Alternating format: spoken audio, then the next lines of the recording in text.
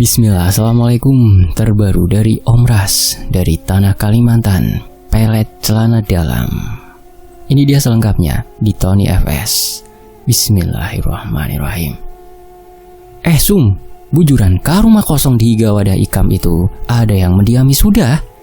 Tanya Yayah pada Isum, yang pada saat itu mereka sedang berada di sebuah rumah yang akan mengadakan acara pernikahan.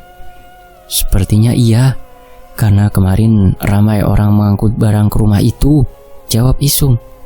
Tangan Isum tampak sekatan mengupas bawang merah yang berada di dalam nyiru tersebut. Maksud Yayah itu tanya, apakah rumah kosong di dekat rumahnya Sum itu sudah ada yang menempati? Ya, begitu ya maksudnya ya. Sementara itu, "Mah," panggil seorang anak kecil yang baru saja datang. "Ui," jawab Isum menoleh ke arah anak kecil tersebut. Kata ayah, "Pinjam kunci rumah." "Nah, ambil sini. Ini, ambil kemari." Anak kecil itu dengan sopan membungkuk saat melewati orang-orang yang berada di sana. Sore harinya, Isum, Yayah, Midah, dan Esti pulang bersama-sama. Mereka mengobrol sepanjang jalan, sambil sesekali tertawa. "Sampai rumah ini, aku masak nasi saja. Ikan dan sayurnya sudah ada," ujar Esti sembari mengangkat plastik yang ia bawa tinggi-tinggi. Isum, Yayah, dan Midah mengangguk sambil tersenyum. "Dahuluan ya," ujar Esti dan Midah bersamaan. Yayah dan Isum mengangguk melihat kedua temannya itu berjalan menuju ke rumah mereka yang memang bersebelahan. Tidak berapa lama, mereka berdua melewati rumah kosong yang berada di dekat rumah Isum. "Sudah ada orangnya, Sum," ujar Yayah menyenggol lengan Isum. "Ya bagus dong, berarti aku punya tetangga," jawab Isum.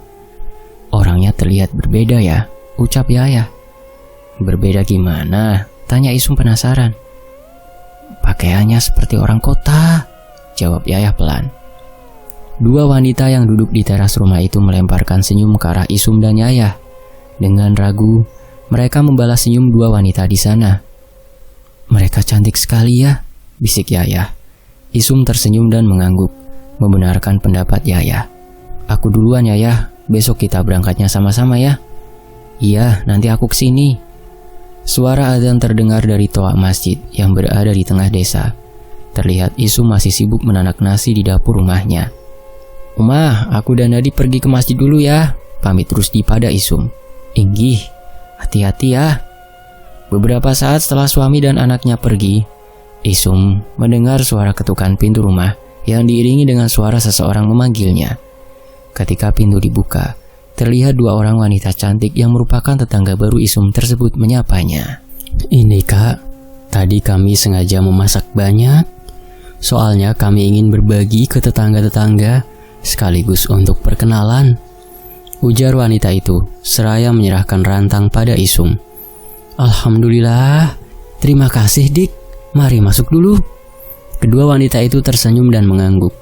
Keduanya kemudian masuk ke dalam rumah mengikuti Isum. "Kalian ini hanya berdua saja kah?" tanya Isum seraya menyodorkan 2 gelas teh hangat untuk tetangga barunya tersebut. "Inggih Kak, kami hanya berdua saja. Rencananya kami ingin membuka usaha seperti warung-warung di sini. Di sini kan ramai batu bara. Mungkin barangkali ada rezeki kami usaha di sini Kak," jawab salah satu wanita itu. "Nama kakak siapa Kak?" tanya wanita satunya pada Isum. "Nama kakak Isum. Kalau nama adik-adik ini siapa? Biar nanti enak manggilnya." "Ulun Fitri, saya Fitri. Kalau dia ini Desi," jawab wanita cantik itu. Fitri, wanita itu cantik. Kulitnya kuning langsat, rambutnya pirang, bulu matanya lentik, mempunyai tai lalat kecil di pipinya, memiliki senyum yang sangat manis, dan hidungnya yang mancung membuatnya terlihat semakin cantik. Tak kalah dengan Fitri, Desi memiliki gigi gingsul yang lesung pipitnya membuatnya terlihat sangat manis bila tersenyum. Bibirnya yang seksi dan dagunya yang manis semakin menonjolkan kecantikannya. Sejak kunjungan mereka malam itu ke rumah Isum, kini mereka bertiga terlihat sangat akrab dan sering mengobrol bersama.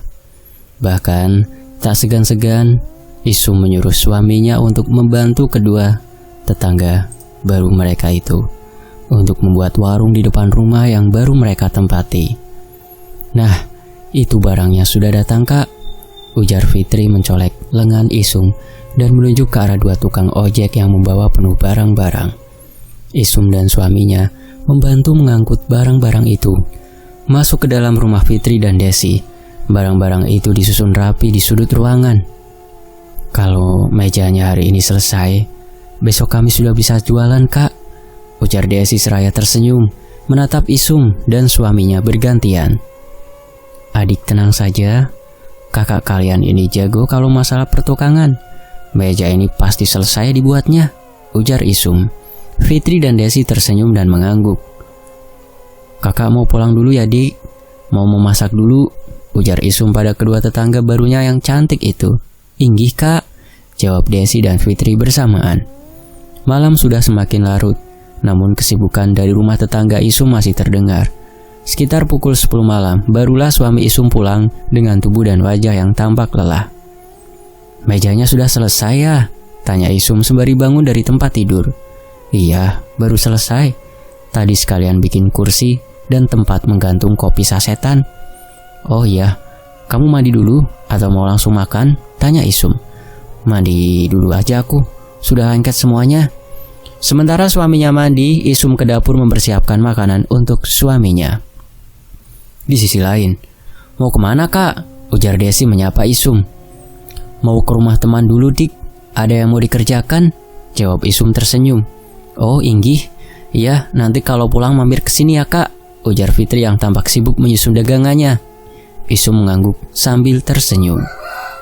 Hari-hari berlalu dengan begitu sangat cepat. Warung milik Fitri dan Desi ramai diserbu orang-orang. Para pelanggan yang kebanyakan adalah lelaki itu mulai menimbulkan berbagai gosip di kalangan warga desa. Terlebih lagi warung tersebut buka sampai 24 jam dan penjaganya pun berganti-ganti. Jumlah wanita yang ada di rumah itu sekitar kurang lebih ada 6 orang. 4 orang selain Desi dan Fitri merupakan orang baru yang dibawa oleh kedua wanita itu. Isum sendiri sekarang sudah jarang berkunjung ke rumah Desi dan Fitri sebab Isum dilarang oleh suaminya. Di sisi lain, wah, benar-benar ya, itu warung bukanya sampai 24 jam. Yang jaga semuanya perempuan lagi, ujar Yayah yang pada hari itu sedang berada di rumah Isum. Terus kenapa? Tanya Isum seraya membuka tutup toples kerupuknya.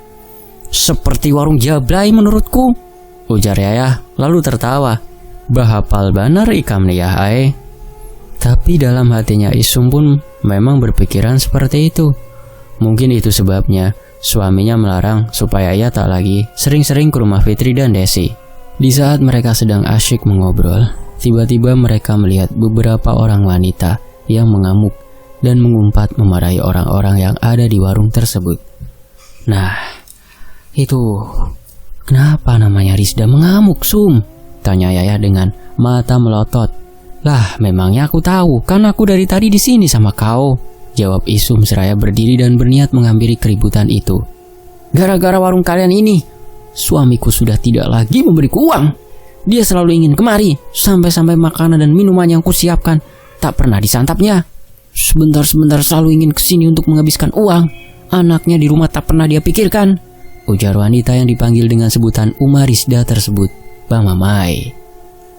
Ketiga temannya yang juga ikut melabrak warung tersebut pun tentu membela Uma Rizda. Yayah dan Isum yang menonton keributan itu menjadi saling pandang. Waduh, sampai segitunya ya abahnya Rizda itu, ujar Isum. Aku sih gak kaget, Sum. Abahnya Rizda itu kan memang dasar buaya. Ih, berarti istrinya ini juga salah kalau memarahi orang. Harusnya dilihat dulu suami kita. Suami kita itu seperti apa kelakuannya.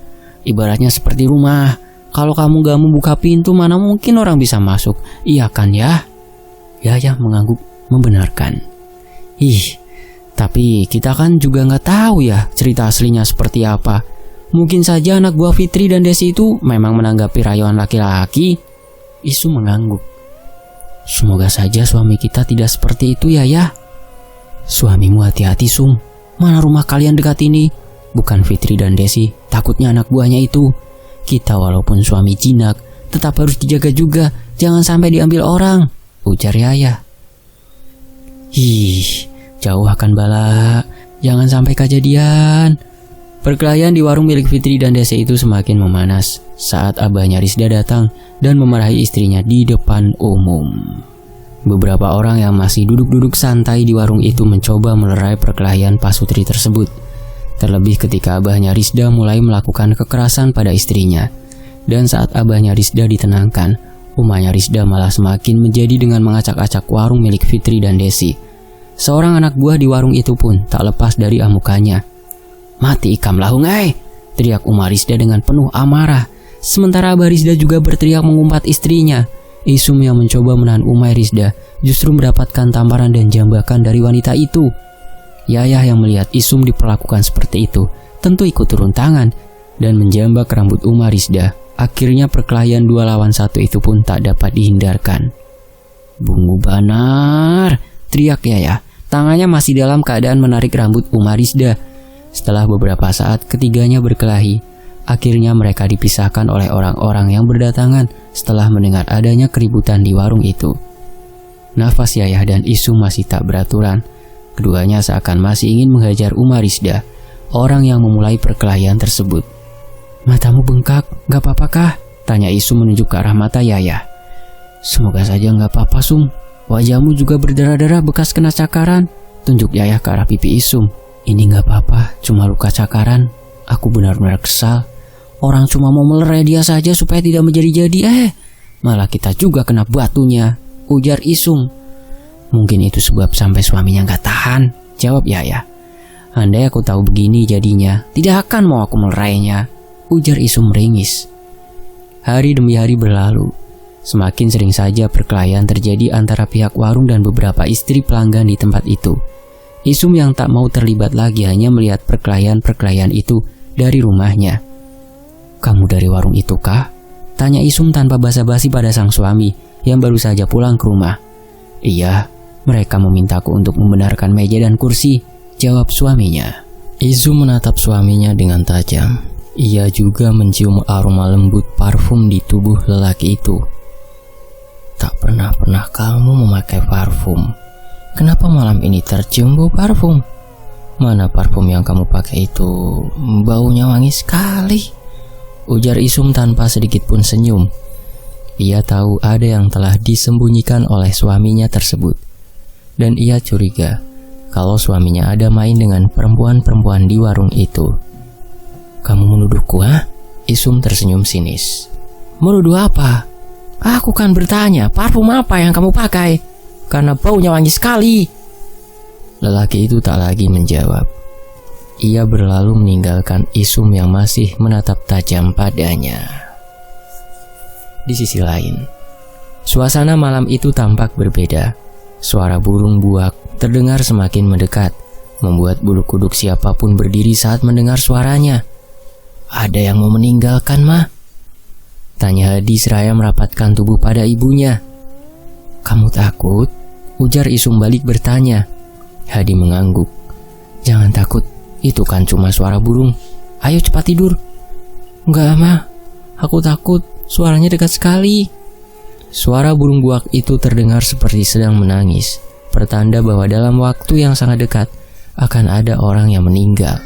Tok tok tok tok.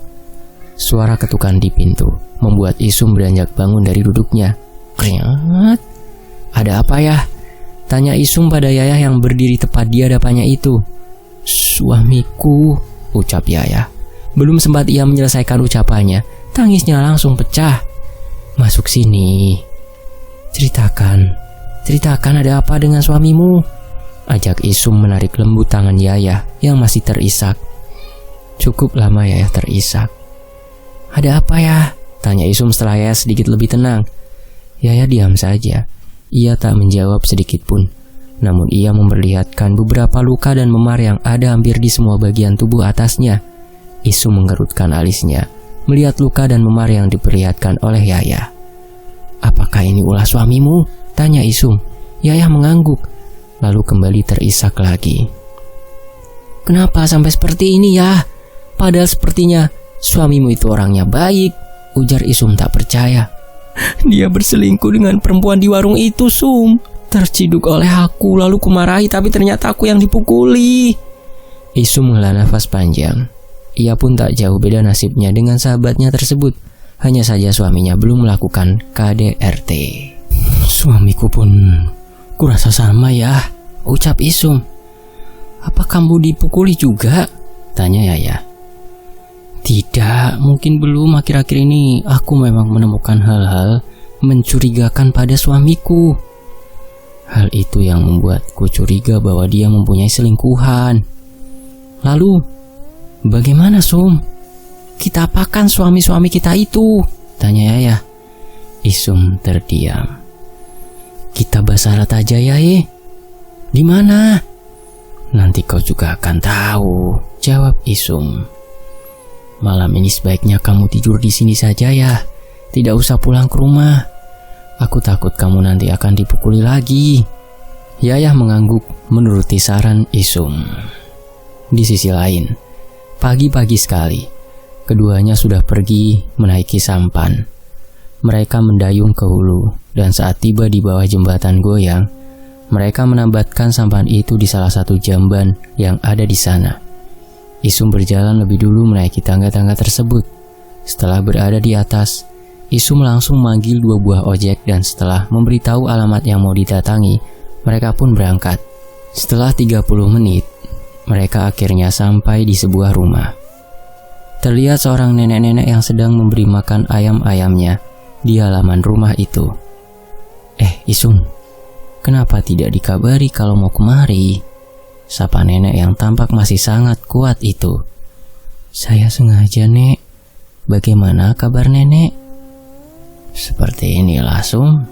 Kalau badan sih sehat-sehat saja. Isum mengangguk. Nek, ulun sebenarnya kemari ingin meminta tolong pada nenek. Minta tolong apa? Kami berdua nih hendak minta surat gasan laki. Kami berdua ingin minta sesuatu atau pegangan agar suami tidak main perempuan lagi, Nek, ujar Isum. Nenek itu menatap Isum dan Yayah secara bergantian. Tatapannya lekat pada kedua wanita itu. 2 hari dari sekarang, datanglah kalian kemari dan bawa celana dalam suami kalian serta bulu kemaluannya. Inggih nih, jawab keduanya. Tapi untuk apa celana dalam dan bulu itu, Nek? Tanya Yayah. Agar supaya kemaluan suami kalian itu tidak bisa hidup saat bersama perempuan lain. Yayah dan Isum terdiam. Keduanya saling pandang dengan perasaan yang tak karuan. Apa tidak apa-apa, Nek? Tanya Isum. Kada mati selajur, Pang. Tidak mati permanen. Dia hanya tidak mau hidup jika dengan perempuan lain. Kalau dengan kamu-kamu ini tetap bisa. Namanya saja kalian ini istri sah mereka kan? Isum dan Yayah mengangguk. Kalau begitu kami mau, Nek, supaya suami tidak tergiur dengan wanita lain. Di sisi lain, Sum, bagaimana ya caranya memotong bulunya itu? Apa nanti tidak akan ketahuan? Pintar-pintar kamunya saja lagi itu ya. Bagaimana caranya supaya suamimu tidak curiga? Aku takut. Kalau takut jangan dilakukan. Tapi apa nanti kamu kuat kalau dipukulinya lagi, ha? Yayah terdiam. Ia membenarkan perkataan Isum. Tibalah hari mereka akan kembali menemui nenek tersebut dan membawa persyaratan yang diminta oleh si nenek. Sudut bibir Yayah terlihat memar. Isum tahu bahwa itu pasti ulah dari suami Yayah yang kembali memukulinya. Kamu mendapatkan semua yang dipinta nenek itu kan? Tanya Isum. Yayah mengangguk. Sum, rasanya aku ingin membunuh perempuan itu, ucap Yayah dengan bibir bergetar. Isum menoleh menatap wajah Yayah. Sepertinya apa yang baru saja ia ucapkan tadi bukan main-main. Singkat cerita, mereka berdua akhirnya sampai di rumah si nenek. Saat menyerahkan persyaratan yang diminta oleh si nenek, Yayah meminta sesuatu. Saya ingin perempuan itu merasakan sakitnya saya setelah dia merusak rumah tangga saya, Nek. Ikam hendak mengguna-gunainya kah? Mau diguna-guna? Yayah mengangguk. Si nenek menghela nafas, lalu memejamkan matanya, seperti sedang mempertimbangkan apa yang diminta oleh Yaya. Baiklah. Setelah berkata seperti itu, si nenek meninggalkan keduanya. Ia memasuki sebuah ruangan yang berada di samping dapur. Isum melihatnya sendiri ketika ia mengintip si nenek. Kamu serius ingin menyantet wanita itu ya? Tanya Isum tak percaya. Yaya tak menjawab, ia diam saja. Tatapan matanya kosong. Ia terus menatap ke arah dinding.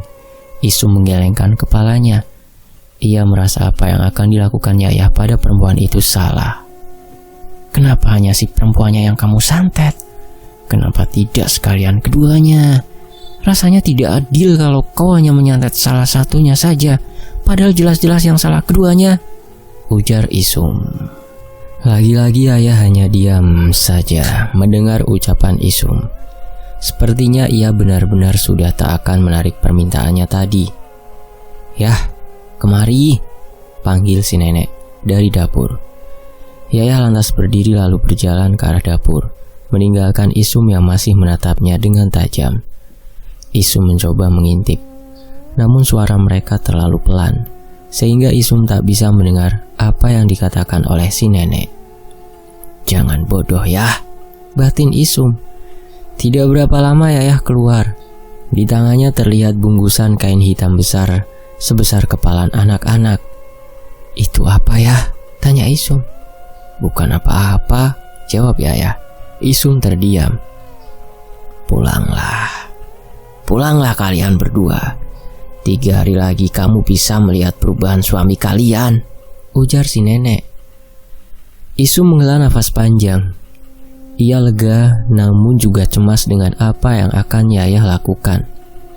Sesampainya di rumah Isum, Yaya berpamitan untuk membeli es ke warung sebelah. Setelah Yaya pergi, Isum memantau dari rumahnya. Ia melihat Yaya yang tampak mengobrol dengan orang-orang di sana. Sesekali Yaya terlihat tertawa, namun Isum tahu kalau tawa itu palsu. Tidak berapa lama, Yaya pulang dari warung itu. Isum bergegas menunggunya di depan rumah. Gak mau mampir dulu ya? Tanya Isum yang dijawab dengan gelengan kepala oleh Yaya. 3 hari berlalu. Isum mendatangi Yaya ke rumahnya. Karena semenjak pulang dari rumah nenek tersebut, Yaya tak pernah lagi main ke rumahnya. Saat berada di depan pintu rumah Yaya, Isum mendengar Yaya memaki habis-habisan pada suaminya. Tega sekali kamu padaku, Dek, isak suami Yaya. Kau berselingkuh dengan perempuan itu. Lalu setelah ketahuanku kau malah memukuli aku. Apa itu namanya? Tidak tega? Isum mengurungkan niatnya untuk mengetuk pintu. Lalu ia memutuskan pulang. Suami Yaya kini memang sudah berubah, tapi suami Isum sendiri seperti tak ada perubahan. Entah kenapa. Dari mana kamu? Tanya Isum saat suaminya baru saja pulang. Pulang kerja, memang apa lagi? Menemui perempuan di warung itu sudah, ya. Kamu ini tidak habis-habis menuduhku. Sini, duduk dulu di sini. Aku akan menceritakan semuanya dari awal sampai akhir. Isum duduk di dekat suaminya dengan raut wajah datar. Kamu tahu malam itu? Isum tak menjawab. Aku merasa tidak enak untuk menceritakan yang sebenarnya padamu. Takut kamu akan mengamuk. Tapi setelah kupikir-pikir, kalau tidak kuceritakan, kamu selalu saja menuduhku. Isum tetap terdiam mendengar perkataan suaminya. Ia tak menjawab sepatah kata pun. Malam itu, setelah aku menyelesaikan pekerjaanku, Fitri tiba-tiba muncul dan langsung memelukku dari belakang. Dia juga mengatakan, bagaimana kalau bayarannya itu saja? Lalu aku jawab, kalau aku tidak mengharapkan bayaran, aku menolong mereka pun sebab istriku yang meminta. Aku malas menceritakan kejadian malam itu sebenarnya, karena kamu masih akrab sekali sama dia. Makanya sejak awal kan sudah kupesankan agar kamu jangan terlalu akrab dengan mereka. Tapi kamu tidak peduli dengan apa yang kukatakan, ujar suami Isum. Isum menatap wajah suaminya. Jadi itulah sebabnya pelet celana dalam yang dilakukan oleh si nenek seperti tak ada efek. Karena memang dari awal suami Isum tak pernah berselingkuh. Keesokan harinya, saat itu hari pasar, Isum yang baru pulang berbelanja dari pasar melihat ribut di warung dekat rumahnya tersebut. Beberapa orang tampak berusaha mengangkat tubuh seseorang dari dalam rumah. Rupanya, salah satu perempuan penjaga warung itu terkena penyakit aneh. Darah terus-terusan keluar dari kelaminnya. Celana jeans hitam yang perempuan itu kenakan sampai basah. Bau amis darah juga tercium sampai ke tempat Isum berdiri. Tidak jauh dari situ, terlihat Yayah berdiri mematung dengan tatapan yang sulit diartikan. Senyum tipis juga terlihat dari bibirnya. Orang-orang yang berada di sana mengatakan bahwa itu adalah azab bagi perempuan itu. Namun Isum tahu, Yayah adalah orang di balik kejadian tersebut. "Yah," panggil Isum. Yayah menoleh. "Aku ingin ke rumahmu, mengantar ini, tapi ternyata kau tidak ada di rumah." Isum menatap satu plastik putih kecil berisi ikan sepat asin yang berada di tangan Yayah. "Kita ke rumahku yuk," ajak Isum. Di rumah Isum, mereka mengobrol seperti biasa. Mereka berdua tak ada yang membahas yang terjadi pada perempuan di warung tadi. "Bagaimana suamimu sekarang ya?" tanya Isum. "Bagus benar, jauh lebih baik. Bagaimana dengan suamimu?" "Sama aja Pang, itu artinya. Berarti sama dengan suamiku." Singkat cerita, 2 bulan telah berlalu. Akhirnya warung itu tutup. Setelah banyaknya keanehan dan kejadian buruk yang menimpa para perempuan yang bekerja di sana. Bahkan dari kabar yang beredar, ada salah satu perempuan di sana yang hampir mati karena kelaminnya membusuk dan mengeluarkan nanah bercampur belatung. Dan pelet yang digunakan Yayah pada suaminya masih ada hingga saat ini. Masih banyak yang memakai pelet itu untuk menjauhkan suami dari perselingkuhan. Adapun tata caranya, Om Ras sendiri tidak tahu karena tidak pernah dijelaskan. Demikianlah sebuah kisah dari tanah Kalimantan yang ditulis oleh Om Ras dan Tony FS membacakan. Terima kasih semuanya, mohon maaf kalau ada salah kata atau salah ejaan ya dalam bahasa daerah tersebut. Saya pamit, wassalamualaikum warahmatullahi wabarakatuh. Alhamdulillahirrabbilalamin. Terima kasih semuanya.